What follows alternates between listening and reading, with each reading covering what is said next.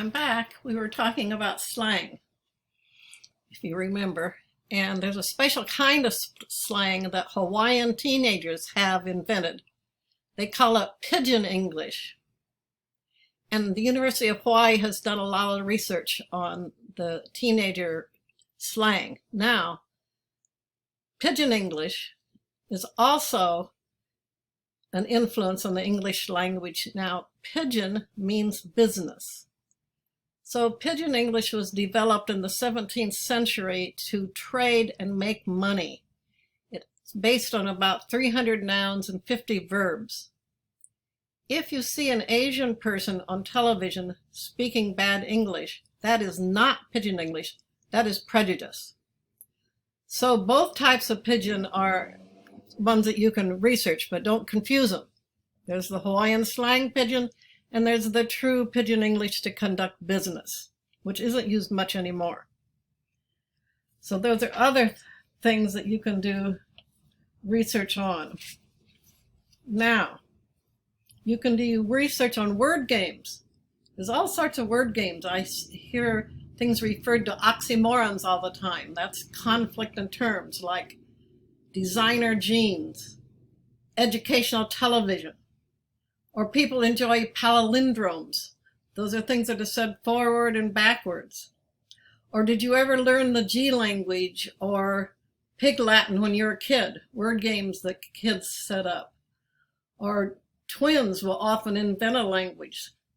So you can do things with invented languages that kids do, or word games. There's lots of fun things you can do. You could do a paper on euphemisms. Remember, we read about euphemisms. There's a lot of information about euphemisms that you can find when you do your research. You can do research on non-biased language, inclusive language. Over time, we've changed how we talk about that. We read part of an article on non-biased language. It was an older article that we read that when we were looking at different types of introductions. But there's a lot of things that you can find today. The thing is pronouns. How are we going to use our pronouns? You could write a whole paper on that. You could write a whole paper on Black English. There's such a huge body of literature on Black English, you'll need to divide it up. You could write a whole paper on Spanglish. There have been identified 5 different kinds of Spanglish between California, Arizona, New Mexico, Texas, and the northern border of Mexico. Most researchers in the United States approve of Spanglish, but if you start reading articles from Spain, research in Spain don't approve of Spanglish. So, you know, the world is always full of disagreements. So you could write a good paper on that.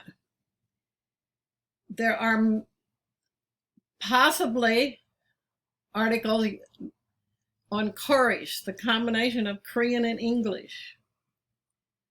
Los Angeles has the largest number of Korean people outside of Seoul, Korea. So Korish is being developed. I don't know if there's any academic papers written yet, but I'm sure a quick search of Santa Monica College databases would tell you. There's Jinglish, a combination of Japanese and English, but that occurs in Japan, and for you to do research on that, you have to be able to read Japanese, so that might handicap some of you. You can do a research paper on sign language. The University of California changed their rule for language. They say language other than English. So that includes sign language, because it's a language on its own. You could do a paper on Klingon. There was an opera on Klingon. People are looking at that. You could do a paper on the language from the Game of Thrones.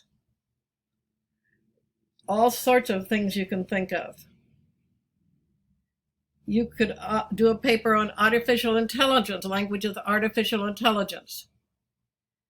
You could do a paper on microaggressions. Those are the little insults that people give you, of which I can't give you example because I don't want to insult anybody.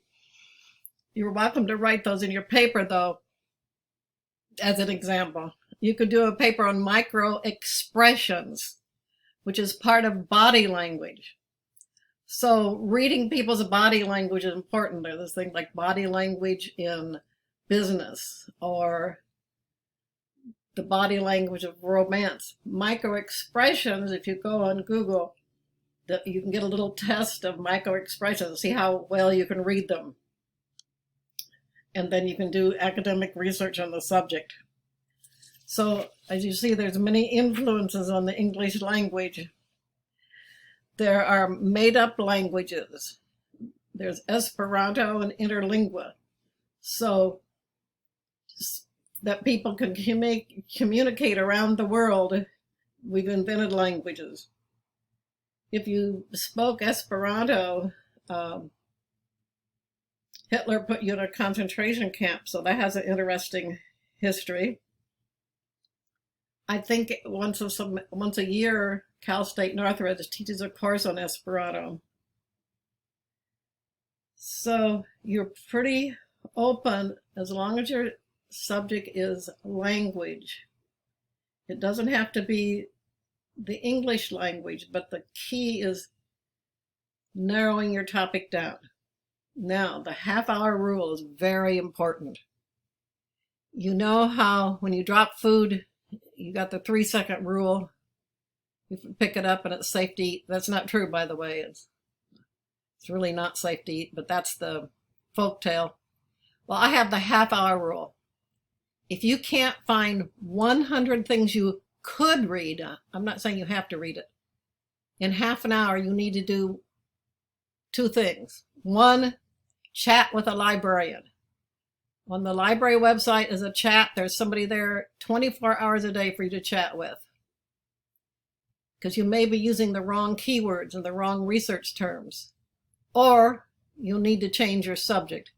But if you find every subject you've chosen, there's nothing there, it means your research skills are not as good as they could be. So chat with a librarian.